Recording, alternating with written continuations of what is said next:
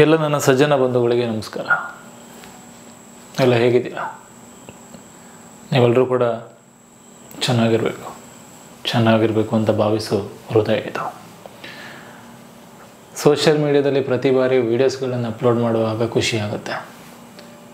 ಕೆಲವೊಂದು ರೀಲ್ಸ್ಗಳನ್ನು ನೋಡುವಾಗ ಅರೆ ಇದು ನನ್ನದೇ ಧ್ವನಿಯಲ್ಲ, ನನ್ನ ಧ್ವನಿಯ ಮಾತುಗಳನ್ನು ಬಳಸ್ಕೊಂಡು ಒಂದಿಷ್ಟು ಜನ ಸ್ಫೂರ್ತಿದಾಯಕ ಮಾತುಗಳಿಗೆ ಅವರಿಗೆ ತಕ್ಕನಾದ ಫೋಟೋಗಳನ್ನು ಹಾಕ್ತಾ ಇದ್ದಾರೆ. ಅದನ್ನು ಖುಷಿ ಆಗುತ್ತೆ. ಕಾರಣ ಇಷ್ಟೇ, ಜನರಿಗೆ ಒಳ್ಳೆಯ ಸಂದೇಶ ತಲುಪ್ತಾ ಇದ್ದಾನೆ, ಜನರಿಗೆ ನನ್ನಿಂದ ಒಂದೊಳ್ಳೆ ಮೆಸೇಜ್ ಹೋಗ್ತಿದೆ, ಒಂದು ಖುಷಿ.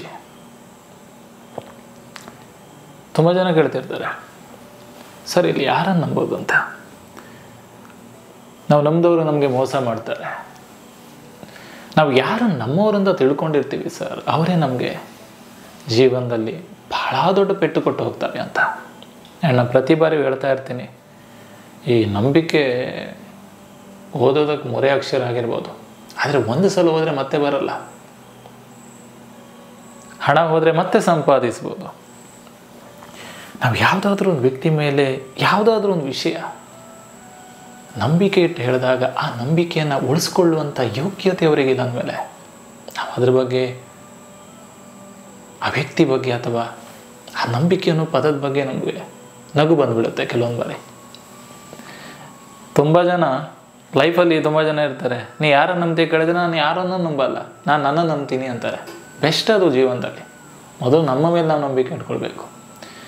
ಯಾರನ್ನೋ ನಂಬೋದು, ಇನ್ನೊಬ್ಬರನ್ನು ನಂಬೋದು, ಇವರು ನಮಗೆ ಜೀವನದಲ್ಲಿ ಆಗ್ತಾರೆ, ಇವರು ನಮ್ಗೆ ಸಹಾಯ ಮಾಡ್ತಾರೆ, ನಾನು ಹೇಳಿರುವಂಥ ವಿಷಯ ಇನ್ನೊಬ್ರಿಗೆ ಹೇಳೋಣ ಅಂತ ನಾವು ನಂಬ್ತೀವಲ್ಲ, ಅದು ಮುಟ್ಟಾಳತನ.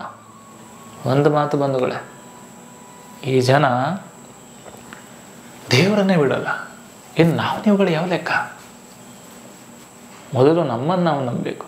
ಇನ್ನೊಬ್ಬರ ಮೇಲೆ ನಂಬಿಕೆ ಇಡ್ತೀವಲ್ಲ, ಅದು ದೊಡ್ಡ ತಪ್ಪು. ಯಾಕೆ ಇನ್ನೊಬ್ಬರ ಮೇಲೆ ನಂಬಿಕೆ ಇಟ್ಕೊಳ್ಬೇಕು? ಭಗವಂತ ಸುಂದರವಾದ ಜೀವನ ಕಲ್ಪಿಸಿಕೊಟ್ಟಿದ್ದಾನಂದ್ರ ಮೇಲೆ ಇಲ್ಲಿ ಬದುಕುವಂಥ ಕಲೆಯನ್ನು ನಾವು ಸೃಷ್ಟಿಸ್ಕೊಳ್ಬೇಕು. ಹೇಗೆ ಬದುಕಬೇಕು? ನಿಮ್ಮ ಬೆನ್ನ ಹಿಂದೆ ಮಾತಾಡೋರು ಒಂದು ಸಲ ಮಾಡಿಬೇಕು, ಇಂಥ ವ್ಯಕ್ತಿ ನನ್ನ ಲೈಫಲ್ಲಿ ನಾನು ನೋಡಿಲ್ಲ ಅಂತ. ನಿಮ್ಮ ಬಗ್ಗೆ ಯಾರು ಆಡ್ಕೊಂಡಿರ್ತಾರೆ ಅವ್ರು ನಿಮ್ಮ ವೀಡಿಯೋಸನ್ನು ಫೋಟೋನ ಇಟ್ಕೊಂಡು ಸ್ಟೇಟಸ್ ಆಗಬೇಕು. ಆ ಲೆವೆಲಿಗೆ ಬೆಳಿಬೇಕು ಬಂಧುಗಳೇ. ಅದನ್ನು ಬಿಟ್ಟು ಇದ್ದಲ್ಲೇ ಇದ್ದು ನನ್ನ ಜೀವನ ಹೀಗೆ ಇದೆ, ನನ್ನ ಜೀವನ ಯಾಕೆ ಹೀಗಾಗೋಯ್ತು, ನಾನು ನಂಬಿದವ್ರು ನಂಗೆ ಕೈ ಕೊಟ್ಟರು, ಯಾರೂ ಬರಲ್ಲ ಸ್ವಾಮಿ, ಯಾರೂ ಬರಲ್ಲ. ಕೊನೆ ಪಕ್ಷ ಖಾರ ಆಗ್ಬೋದು ಈ ಮಾತು. ನಾವು ಸತ್ತ ನಂತರ ನಮ್ಮ ದೇಹನ ಸ್ಮಶಾನಕ್ಕೆ ತೆಗೆದುಕೊಂಡು ಹೋಗೋದು ಕೂಡ ಮಣ್ಣಲ್ಲಿ ಮಣ್ಣು ಮಾಡಿಯೋ ಅಥವಾ ಸುಟ್ಟು ಬೂದಿ ಮಾಡಿ ಬಿಡ್ತಾರೆ. ನಾವು ನಮ್ಮವರೇ. ಅದಕ್ಕೆ ಹೇಳೋದು, ಯಾರಿಗೂ ಹೊರೆಯಾಗದಂತೆ ಬದುಕಬಾರದು. ಜೀವನದಲ್ಲಿ ನಾವು ಇನ್ನೊಬ್ಬರಿಗೆ ಮಾದರಿಯಾಗಿ ಬದುಕಬೇಕು. ನಾನು ಪ್ರತಿ ಬಾರಿ ಹೇಳ್ತಾ ಇರ್ತೀನಲ್ಲ, ಎಂಥ ವ್ಯಕ್ತಿ ಸ್ವಾಮಿ ಹೋಗ್ಬಿಟ್ಟ ಅಂತ ಹೇಳಬಾರ್ದು, ಎಂಥ ವ್ಯಕ್ತಿನ ಲೈಫಲ್ಲಿ ಕಳ್ಕೊಂಡ್ಬಿಟ್ಟು ಅಲ್ಲ ಅಂತ ಯೋಚನೆ ಬರಬೇಕು ಜನರಿಗೆ.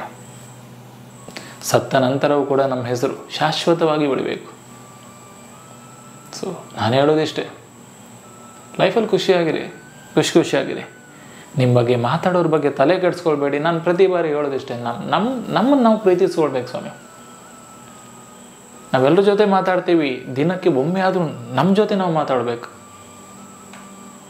ನಾನು ಲೈಫಲ್ಲಿ ಹೇಗೆ ಬದುಕಬೇಕು, ನನ್ನ ಕಾಲು ಎಳೆದವರಿಗೆ ನಾನು ಯಾವ ರೀತಿ ಉತ್ತರ ಕೊಡಬೇಕು, ನಿನ್ನ ಕೈಯಲ್ಲಿ ಆಗಲ್ಲ ಎಂದವರಿಗೆ ನಾ ಹೇಗೆ ಉತ್ತರ ಕೊಡಬೇಕು, ಆ ಥರ ಬದುಕಬೇಕು ಲೈಫಲ್ಲಿ. ಸೊ ಪಾಸಿಟಿವ್ ಆಗಿ ಥಿಂಕ್ ಮಾಡಿ, ಎಲ್ಲದನ್ನೂ ಅಲ್ಲ, ನಿಮ್ಮ ಲೈಫಿಗೆ ಯಾವ್ದು ಬೇಕೋ ಅದನ್ನು ಮಾತ್ರ. ಭಗವಂತ ಎಲ್ಲರಿಗೂ ಕೂಡ ಒಳ್ಳೇದು ಮಾಡಲಿ. ಫಸ್ಟ್ ನೀವು ನಂಬಿ.